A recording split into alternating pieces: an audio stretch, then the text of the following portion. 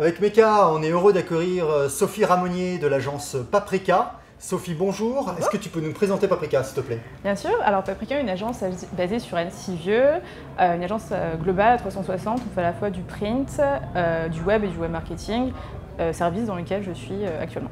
Ok, vous avez plus de 30 ans, hein. Vous avez 30 ans, je crois que vous avez fêté vos 30 ans l'année dernière. Vous étiez une agence de stratégie de communication.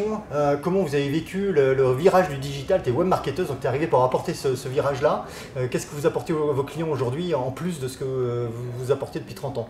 On peut encore davantage en fait répondre à leurs besoins, parce qu'à la base on faisait répondre aux besoins en print. Après on est arrivé justement sur ce côté internet, on leur disait maintenant on peut vous fournir le site web avec, et maintenant on peut carrément leur dire, on peut carrément communiquer dessus sans aucun souci et répondre à vos problématiques, vos objectifs et vous apporter davantage de clients, que ce soit en B2C ou en B2B. Alors, ce qui est génial, c'est qu'aujourd'hui, avec le marketing automation, l'inbound marketing, on crée des chaînes relationnelles et finalement, c'est pas très différent de ce qu'on faisait déjà il y a 30 ans. Au lieu de faire de la TV, du print, et pas au lieu d'ailleurs, en plus de faire de la TV, du print, aujourd'hui, on va faire de l'email, on va faire du Twitter, on va faire des choses comme ça. Comment vous voyez une stratégie d'inbound, ces outils-là au sein d'une chaîne relationnelle aujourd'hui pour vos clients? De toute façon, on s'est rendu compte qu'au final, l'internaute, il n'aime plus qu'on lui apporte directement en fait, une offre sur un plateau d'argent. On te vend ça, voilà ce que tu dois acheter. Au contraire, il veut apprendre des choses et en découvrir un maximum sur la marque avant et vraiment ressentir en fait, qu'il a le choix et puis qu'on lui impose quelque chose à acheter. Donc forcément, en fait, l'automation et l'inbound marketing sont arrivés au bon moment justement pour apporter En fait, c'est une définition qui a pu être posée sur un besoin qui était déjà présent depuis un bon bout de temps auprès des internautes. Alors, vous travaillez avec un client qui s'appelle Deep Nature, je crois que c'est votre premier client en marketing automation avec web mécanique. C'est un client assez spécial parce qu'ils vendent des séjours en spa, mais sur des spas qui ne leur appartiennent pas forcément propres, qui appartiennent à des hôteliers. Jusqu'à présent, ils faisaient du business finalement avec les hôteliers, c'était leur client était l'hôtelier et aujourd'hui, ils ont changé de paradigme complètement. Est-ce que tu peux nous expliquer ce changement de paradigme chez eux? Exactement. Alors en fait, Deep Nature à la base donc, se positionne dans des spas en fait, d'hôtels de luxe et des spas haut de gamme. Donc en fait, on ne connaissait pas forcément la marque Deep Nature. Je pense que vous et moi, on est peut-être allés dans un spa Deep Nature sans s'en rendre compte forcément. Pas ensemble. Pas ensemble, exactement. Peut-être en même temps, mais chacun de notre côté.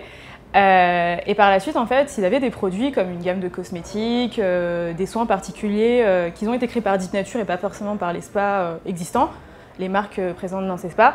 Et l'objectif justement c'était de développer leur notoriété et d'atteindre en fait ce client en B2C qui pouvait justement accrocher au concept Deep Nature, que ce soit en termes justement d'idéologie, de concept. On est vraiment dans un univers wellness qui est très poussé en avant en tout cas sur le site internet et sur notre communication.